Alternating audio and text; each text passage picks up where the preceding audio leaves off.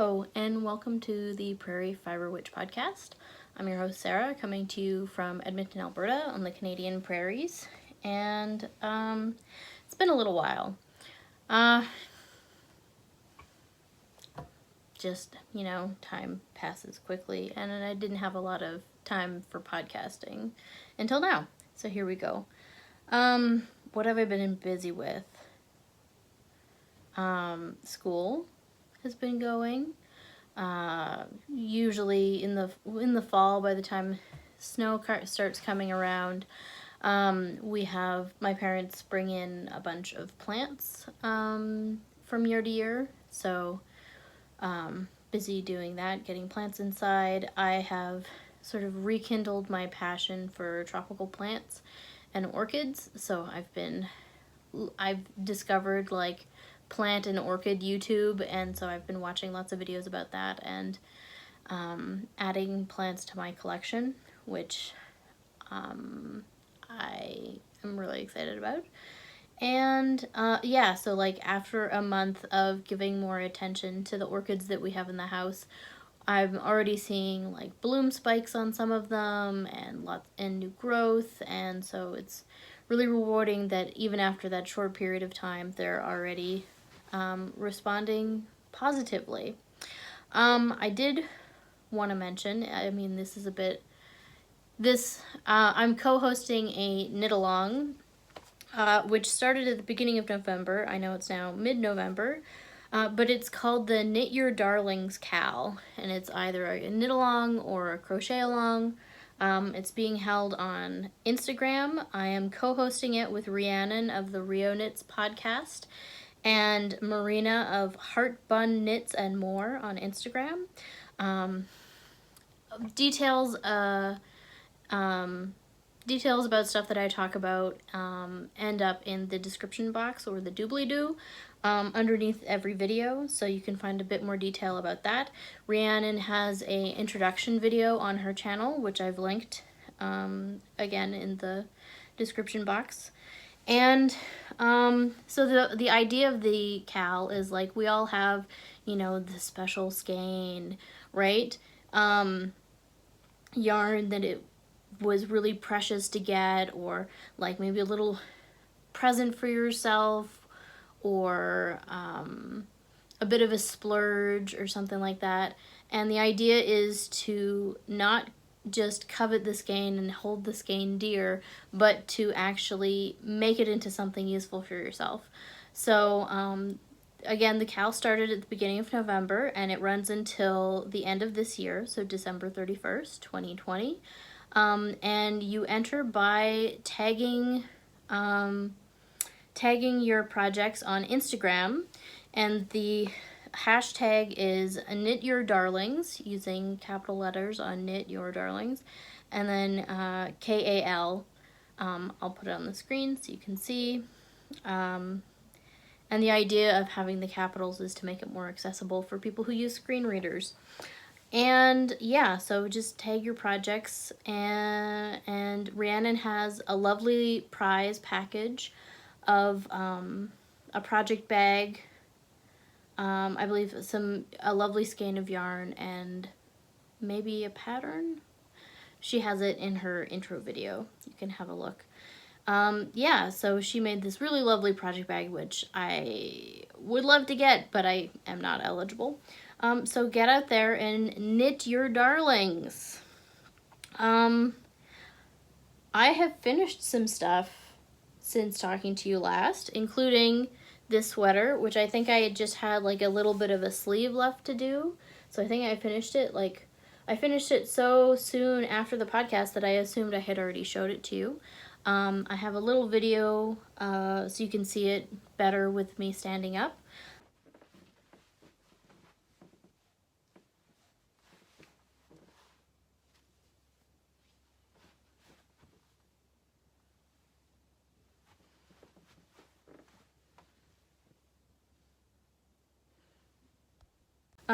And I, again, like when I finished my mustard sweater, I've been wearing a lot of this. I mean, my room is in the half basement and it's not in a like 1960s built house, so it doesn't have the best insulation. It's often cooler down here than it is in the rest of the house. So I have, rather than like cranking the heat and making it kind of too hot down here, I've just been wearing sweaters and socks, including this one. So it's been very cozy, and yeah, I really love it.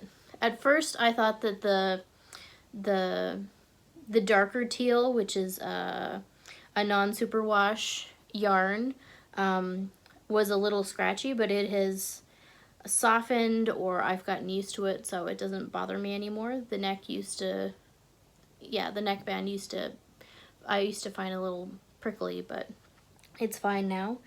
Yarn that I used for this is the gray is a discontinued yarn by Dale of Norway called Baby Ull, and it's a superwash fingering weight that I had in my stash. And then the contrast color is Baa Ram Ewe Pipcolourwork in the color Eccup, and I really enjoy this color combination. And this pattern was, like the stitch pattern, I found really fun to knit, easily memorizable, and like, because it's fairly geometric, like fairly easy to see when you were off. And I was able to, usually by the time I would come around for the next round of the color work, I would see where the mistake was and usually just be off by 1 or 2 stitches, and I'd be able to fix it without having to rip back, which was nice. Yeah, and like it's a drop shoulder, but it's not such a drop. Like it doesn't have lots of extra room around the armpit. So yeah, I have some other drop shoulder cardigans and sweaters in the works, and yeah, it's a nice easy construction method. Another thing that I finished since last time was I was working on these rainbow socks. This is a pair of Rainbow Cake is the colorway of the self-striping yarn, and I made these for my mom. I didn't try and match the stripes because I was planning to use every bit of the ball of yarn. So the pattern I was using for this, even though they are not, they do not resemble Rose City Rollers, I was using the How I Roll pattern by Mara Catherine Bryner. And, oh, I forgot to say, the sweater that I'm wearing is the Islander by Skeindeer. I guess I'm out of my habits. So this is using the How I Roll pattern by Mara Catherine Bryner, which has a a number of different options for like knitting top down or toe up. These ones I knit toe up, and I actually ended up knitting these socks twice because the first time I knit the first sock and thought I was knitting a 72-inch or a 72 stitch sock. And so I finished the entire sock, gave it to my mom to try on, and she couldn't get it over her heel. And then I looked back, and actually I had knit like a 64 stitch sock, but then put in the heel for a 72 stitch sock. So it just was total gibberish. I guess when you're knitting toe up, you have to pay a bit more attention to like how many increases you're doing, and like make sure that you're at the right number of stitches there, which I didn't do. So then I unknit the first sock while I had already started the second sock, so I got them both to about to the right stitch count of 72 stitches. And then I was sort of working them both at the same time on different sets of DPNs. And after I got the second sock to the right stitch count and made sure that it fit, I went back and did the first sock because I had only, I had like a sock's worth of yarn, so I had to finish the tops of these to know how many stripes to do on this one. And as you see, like the stripes don't match, like the stripe sequence isn't perfectly matched. They start and stop in different places. But I think with the addition of contrasting heels and toes, which my mom, she loves contrasting heels and toes, they still look quite like a pair. And I mean, with such a strong rainbow, like they look like a matching set anyway.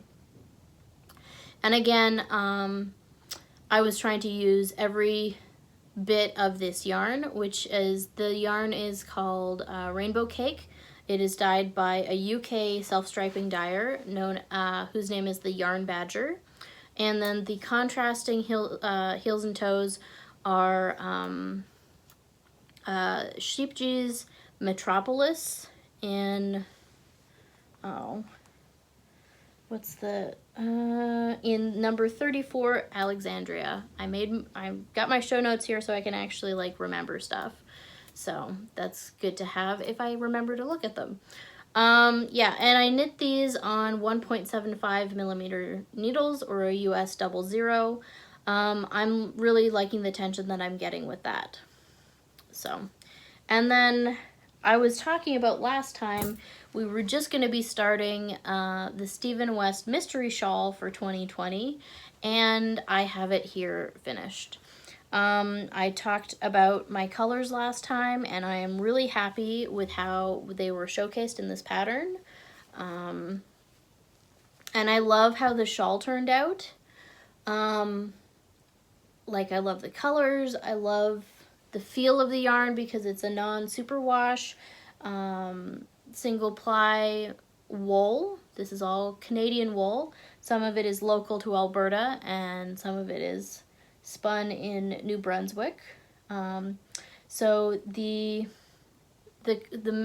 colors that I have here are all dyed by Kalia the Luddite, who is a local to me dyer here in Edmonton.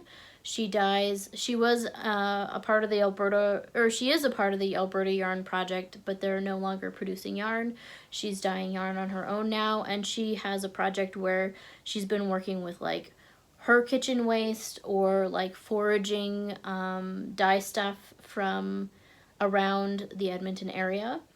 And these colors, like the apricot and the dusty rose and the dusty plum, are natural part of her home and garden collection. And I believe they're using avocado and marigold dyes, and then just modified in different ways to get these different colors. And I ended up pairing that with a washed white, so basically a cream of Briggs & Little Sport, which is spun in New Brunswick. And the Kalia the Luddite yarns are like sourced from wool farmers or sheep farmers here in like locally to Edmonton when possible, or in the Alberta area, and then spun at custom woolen mills. And so the other yarn, the white, the cream, comes from New Brunswick, again with the other Canadian wool mill that exists, major yarn producer.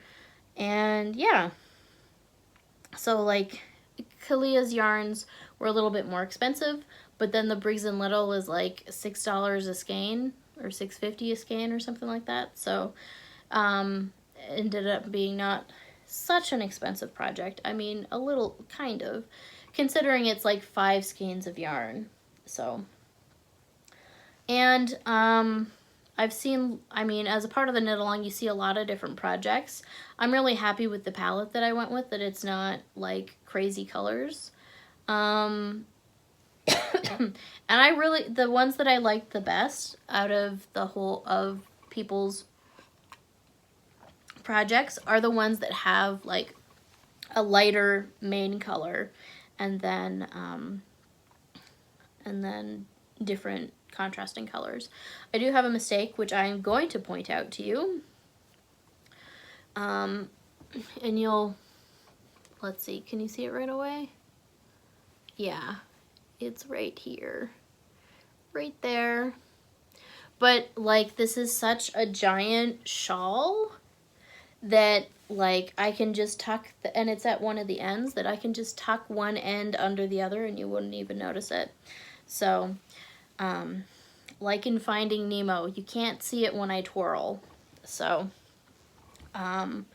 I saw that when I was doing the I-cord bind off, and I was like, no way I am going back and fixing that. One thing that happened with like trying to keep up with the knit along and with all the clues and the amount of knitting is that I've given myself a wrist injury. So I mean, that's the title of this episode. I can't really knit right now. I did do a few rows on a different project that I'll show you in a minute yesterday, and that was okay, but like it's only in the past couple of days that my wrist has been feeling fine and not like kind of just hurting all the time. So I'm doing, I think it's a combination of, you know, pottery takes a lot of strength in your hands, combined with, you know, I knit usually 3 to 4 hours a day, and then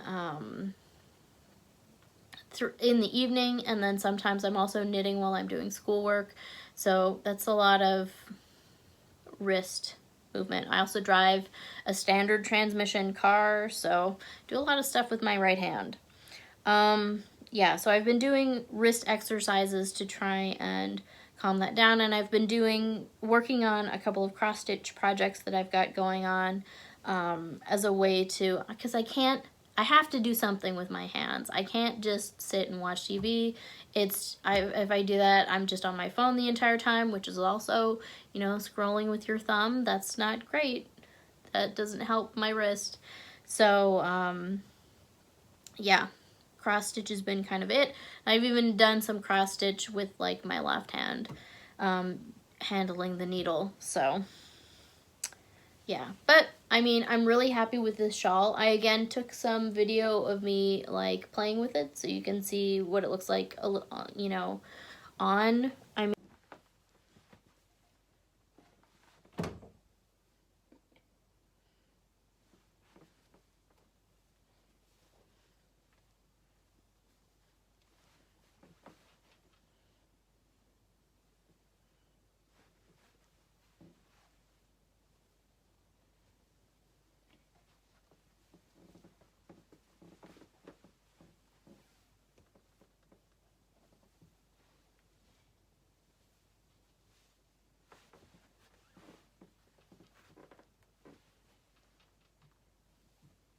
mean, it's huge. I wore it once, but I got like way overheated because, as you can see, it's like gigantic. I mean, the texture time was also gigantic, but I never really wore that one, and I think this one, I usually wear my shawl sort of under my coat, but this one is like just too big for that, so I'm still figuring out how to wear it, but I absolutely love it. Ugh, okay. Even if it doesn't completely go with the cool colors of the sweater. So that is my Slipstravaganza. And it was Slipstravaganzic.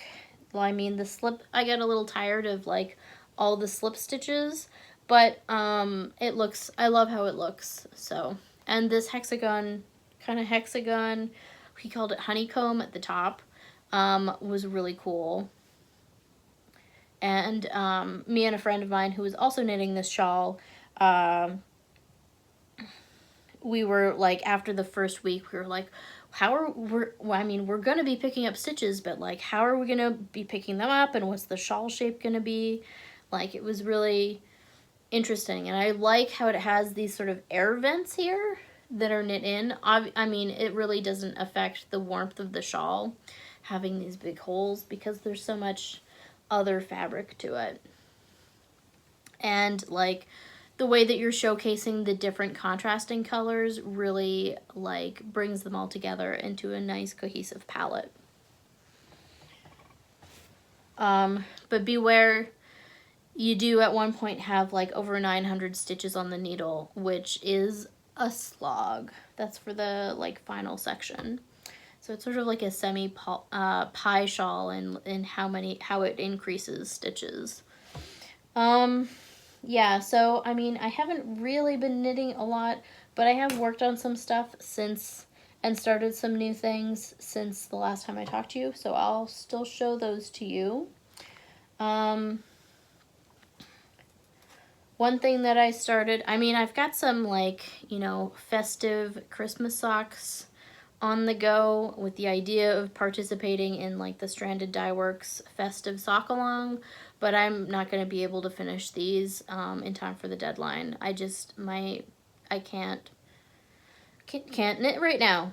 I can't. So this is the Stranded Dye Works Christmas colorway for this year, which is Zooming Home for Christmas. And I've paired it with a mini skein by Nomadic Yarns, which I believe is called Neville.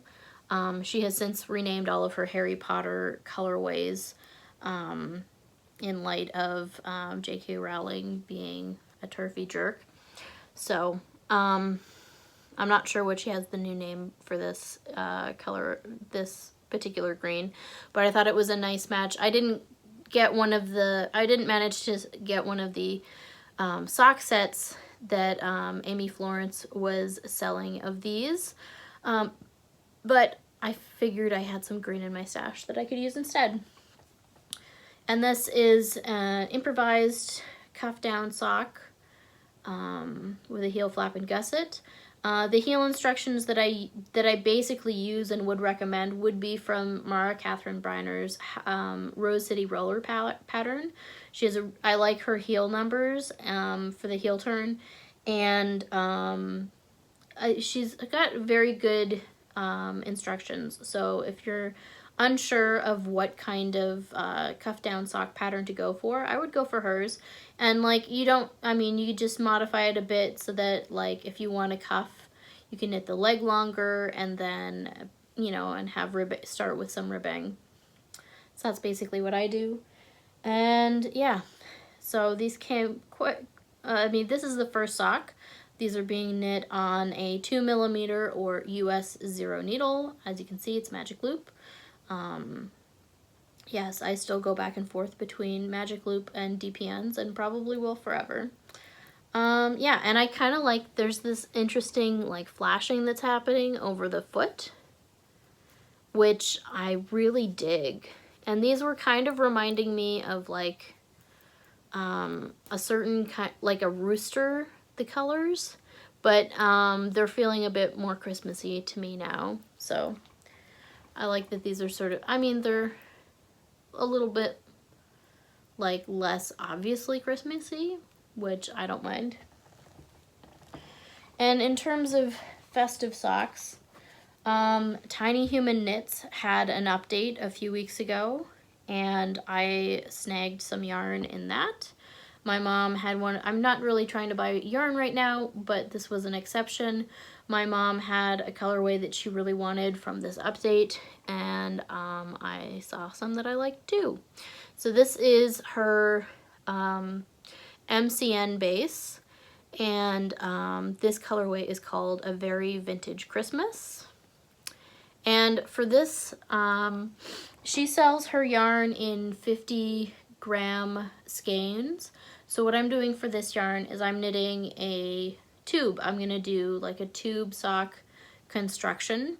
So I did start with a cuff, and I'm gonna knit the entire tube, and when I get to close to the end, I'm gonna knit another cuff on the other end. I am aware that that's gonna reverse the stripes on the second part of, like, the one sock will be flipped from the other sock, but it is a fairly large, like if you look, this is the repeat from here to here, here to here. So it's a fairly large repeat anyway, so they're not gonna be matching. So I kind of don't care enough to be fiddly and try and make them be in the right striping order. It doesn't matter that much to me. So I'm just gonna, the plan is to just knit a tube, and I did, like, this is maybe 3 or 4 days worth of reading and knitting.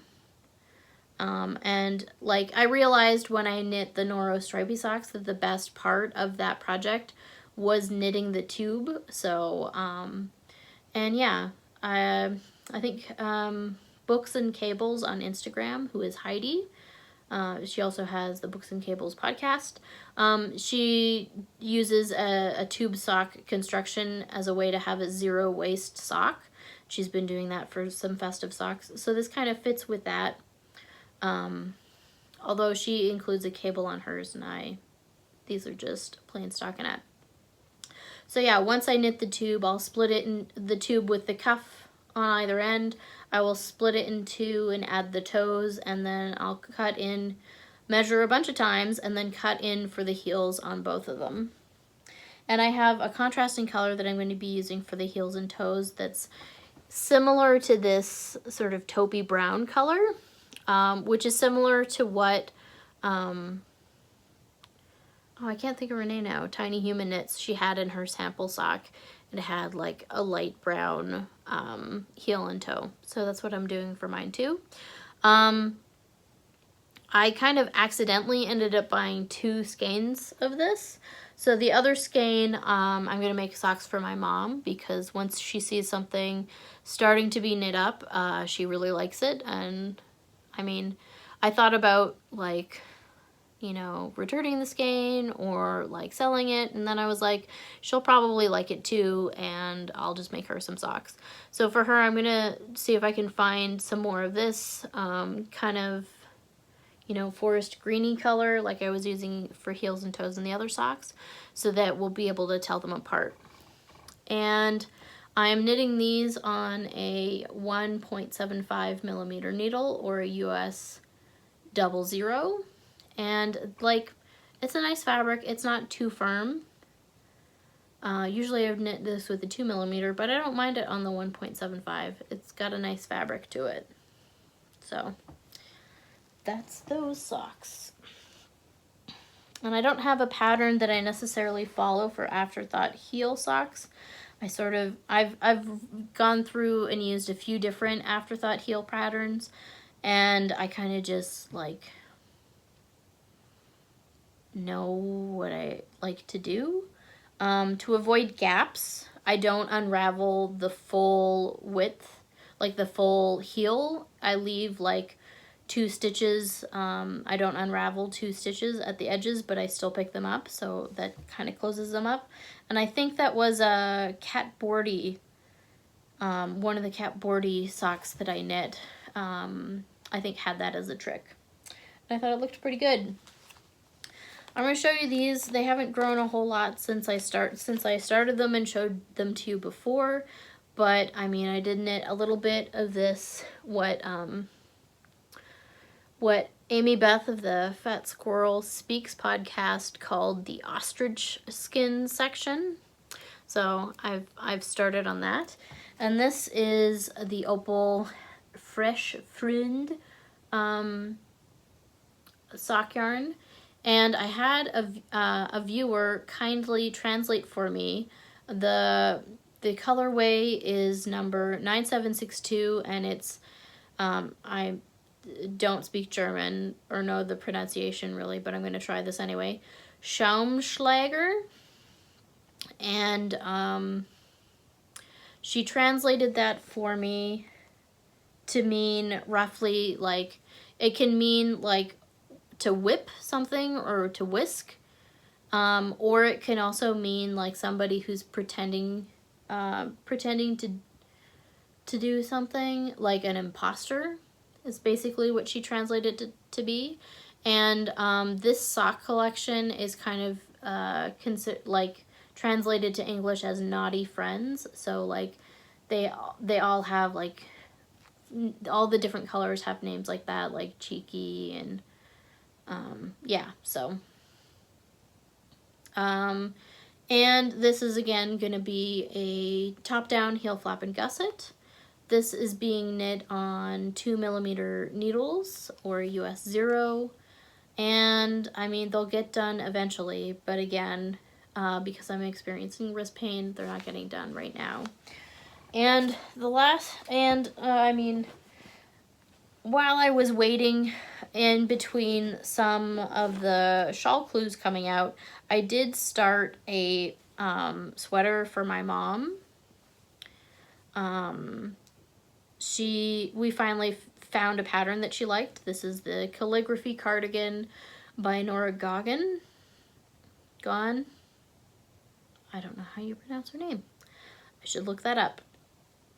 And it has a cabled yoke, and then in the pattern it's a short sleeve sweater cardigan, but I'm gonna make it long sleeve. There was somebody who had made a lovely long sleeve version with just sort of simple stockinette sleeves out of a green yarn that looked quite lovely.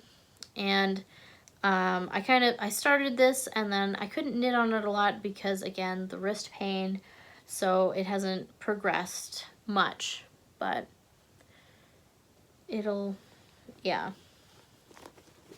It's started at least. And, okay, this is being knit on a US 4.5, no, US 7, which is a 4.5 millimeter needle. And I mean, I use my Leica interchangeables, which I really like, but I have a preference for wood needles when I can. And then, so yeah, so I started that mid-October and worked on it, I don't know, maybe 2 or 3 evenings. And then yesterday after not knitting anything for about a week, I picked up this old project, which, I mean, longtime viewers would remember. I don't know how many longtime viewers I have, but here you go. This is coming back again.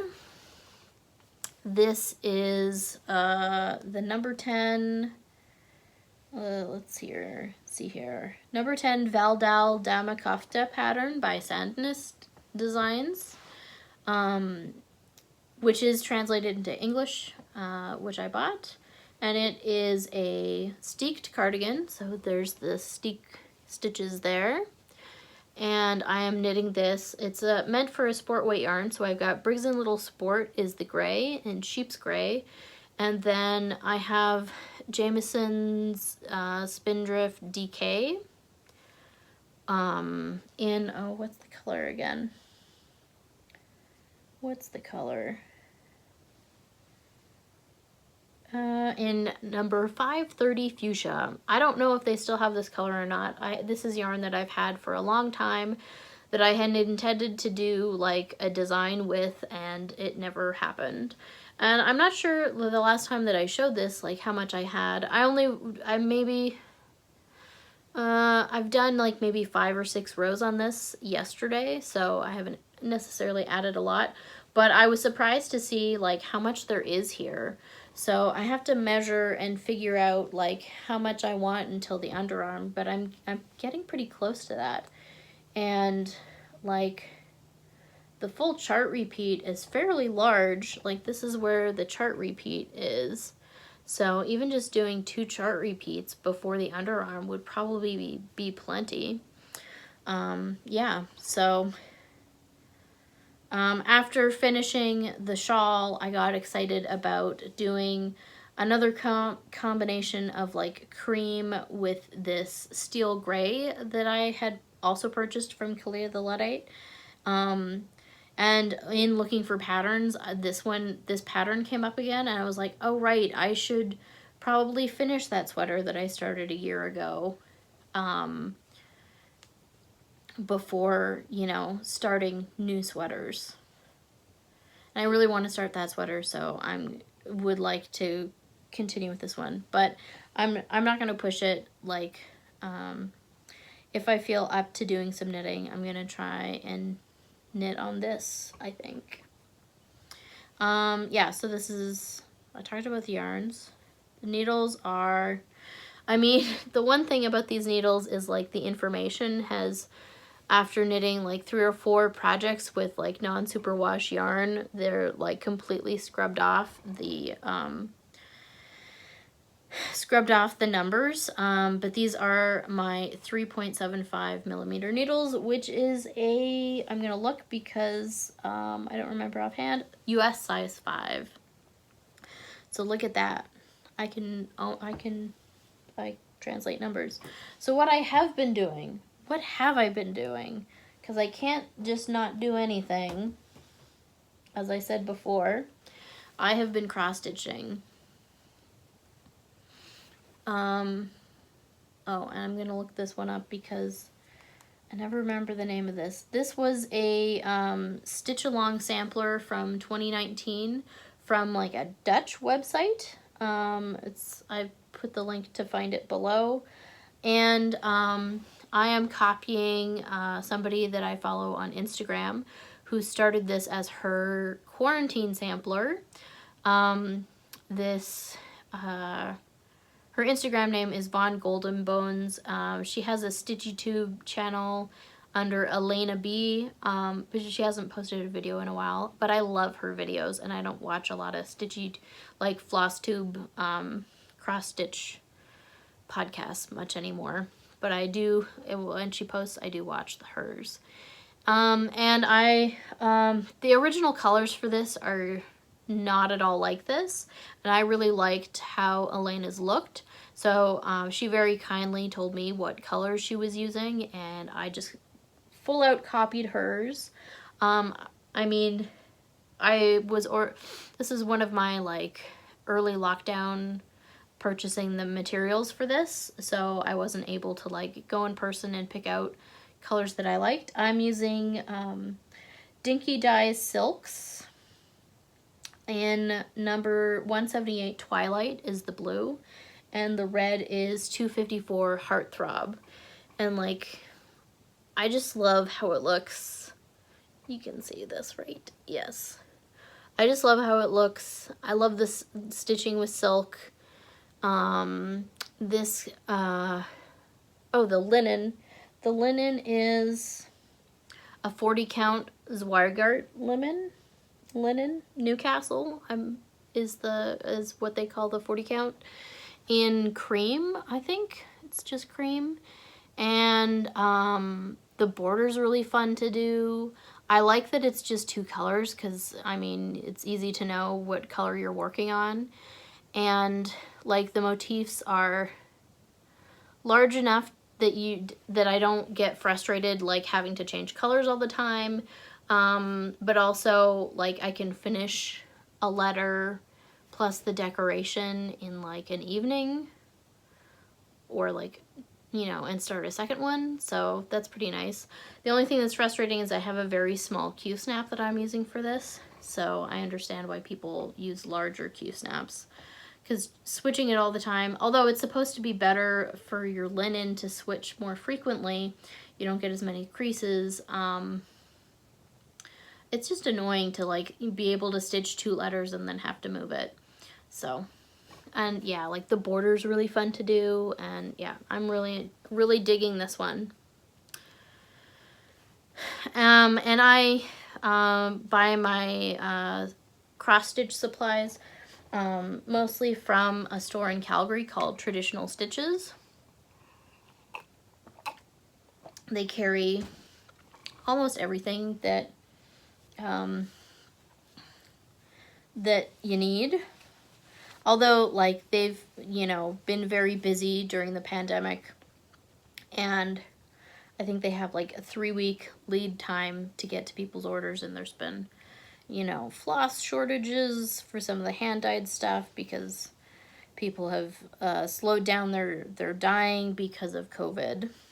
And so the other cross stitch that I'm working on is the Chinese Zodiac Club by the Frosted Pumpkin Stitchery, which I've seen a couple on Instagram, done by Transitory has been working on this, and also the Fawn and the Fox. And I think it was Transitory was posting, or like Candace was posting a lot of her like progress on this, and it just was too stinking cute. One of my friends called it like illegally cute, like borderline illegally cute. And that was just when I had the mouse done, or the rat. So the last, like, most of this week that I've been working on this, I've been working on this big red medallion, which I finished last night. So, yeah, I'm going to get back to doing the cutie animals. And by now, like, this was a club that a club thing that was being released over the course of, I think, a year. And I was late to the party and just started this, I think in September sometime. So I'm playing catch up. And the whole pattern is, like, released by now. So I don't think showing this is a problem. And yeah, so I'm playing catch up on this. And for this, I am using Cosmo threads, which is Japanese embroidery floss. And the linen that I'm using is, I think, a 36 count. And the color is Sand by Picture This Plus. So it's kind of, you know, modeled. And I mean, there's usually a side to the linen that's like either more variegated or less variegated. So I went for the slightly calmer side, I think. But where I just restart this, I might do the opposite now. I don't know. And yeah, so, you know, when I picked this up, I had basically only had this fan like partially done. So it's come quite far in the time that I've been working on it. And yeah, I'm enjoying that. So yeah, so I've been doing, you know, wrist exercises. One of the many pottery books that my mom has had out of the library had some potter's stretches in it. So I've been doing those. And I mean, it's nothing like not being able to knit to just make you want to knit as much as you can, like, and just, you know, plan all kinds of projects. And I like can't even, I mean, test knitting calls. I had somebody who inquired about doing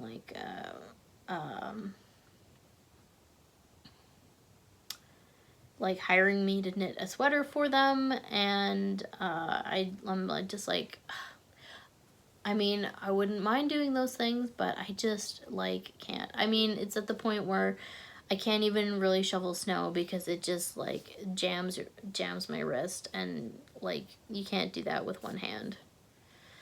Yeah, so trying to be nice to them. But yes, even, I mean, just talking about all my knitting, I wish I could just spend the whole afternoon knitting now. But that would be a really bad idea right now. Yeah. And so that's all that I've been working on. Do I have anything else to say? Pottery class. Right now we're doing a hand building class with this really great instructor, and so that's been really interesting to learn some different hand building techniques, which is, I mean, we chose this class specifically because of the person who was going to be teaching it, and so we have, my mom and I have established like a little studio at home here with a wheel, so we can sort of practice the different techniques that we've learned so far. And you know, the family Christmas gift this year, like family Christmas is basically we're getting a kiln, so that's coming early in December. So we're gonna learn all kinds of new things, and my mom has been watching all kinds of like glazing techniques and decoration techniques, and she's joined like a glaze group on Facebook and keeps showing me pictures of different like color combinations, and yeah, she's really into it. I started last night a weaving class at there's an organization here in Edmonton called Fern's School of Craft, and Fern is she teaches the weaving courses, and she's really into weaving. So I was the first class was last night, and so I was telling her about my experiences weaving in Mexico, and she was like, I mean, it's a totally different style of weaving from what I'm learning in this class. So it's really neat to be back on a loom, on a different kind of loom that's, you know, like more modern, I would say, than the looms I was working on in Mexico, but basically the same. They all have like similar operation to them. And yeah, and to learn a little bit more of like the technical aspects of like how to plan a project, and like the parts of the loom, and learning the names for the things that I was doing. So like I kind of know my way around a loom, but that doesn't mean that I knew enough to be able to talk about what I was doing. So yeah, and she was excited enough that for next week I'm supposed to bring in my rug that I made, or one of my rugs. So yeah, that was really cool to geek out about weaving. And I'm like, you know, ready. One of the people in my class bought a house with her partner, and like the previous owners like left this 45-inch floor loom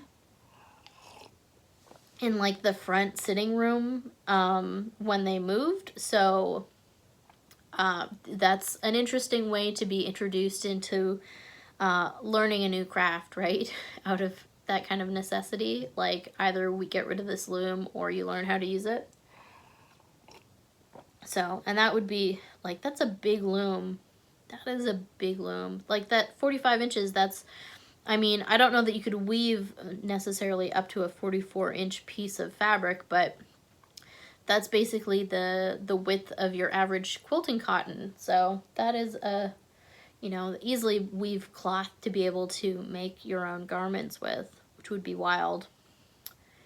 And yeah, I'm really, I mean, the magic in what I'm weaving right now is how the loom is set up.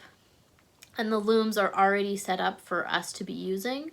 So we're not necessarily doing the setup aspects of it, although we are going to be learning about how to set up a loom, which I think is valuable knowledge that I didn't get at my other course that I did, which was also basically everything set up. You're just learning the weaving part of things.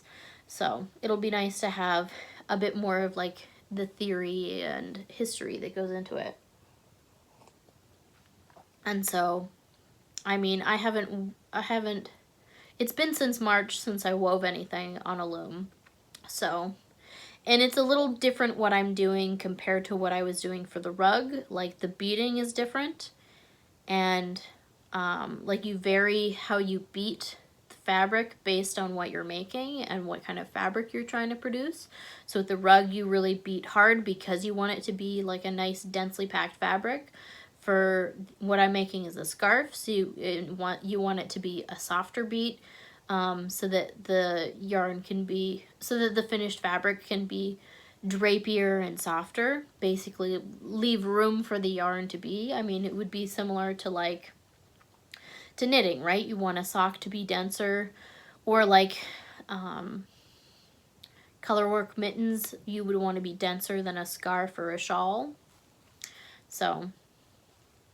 And that you can affect by changing your needle size, but on a loom you don't necessarily have that, so you have to be conscious about how you're beating the fabric, which yeah, so that'll be interesting.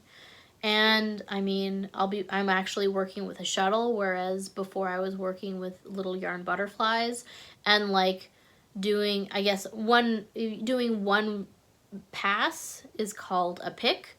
So doing like one pick is way, like, you know, 1,000 times faster than it was in Mexico on the tapestry, like I think it's a tapestry kind of method that we were using on the rugs. So yeah, so I'm really into that, and I'm excited to be continuing that. And other news is, I mean, I'm an online Masters of Library and Information Studies student, and I have applied to graduate next term, which is wild. I'm so used to just, you know, taking some courses and being a student, but like next term is my last term. I'll be doing my capping project and one other course, and that's it. So that's gonna be crazy. I'll have to, like, you know, graduate, get a job, be a librarian. Sounds kind of wild. It snuck up on me without me really paying attention. I mean, I kind of knew that it was close, but there we go. Last term coming up. So, yeah, and like it's American Thanksgiving this coming week, so I kind of have a break in one of my classes, and I have some stuff to do in the other class, but it hasn't been such a heavy workload. So, yeah. All right. I decided not to really talk about books anymore. I don't know how many people found that interesting or not. But I was talking with a friend of mine, and she was like, I don't care about anything when I watch a podcast. I don't care about anything, but just tell me about the knitting. Okay, that's fine. And like that knitters have like terrible taste in books and shows. And I think it's like, it's such a personal thing too. It's like, you know, lots of people have, I mean, it's, you like what you like, right? And it's just kind of the same with everybody has terrible taste in music. But it's because you like what you like, right? And I mean, if you look at everything that you like combined, it's not necessarily a well-curated anything. So, yeah. I'm still reading comics and some non-fiction kind of needlework related stuff. I'll still have my Goodreads below so you can kind of see.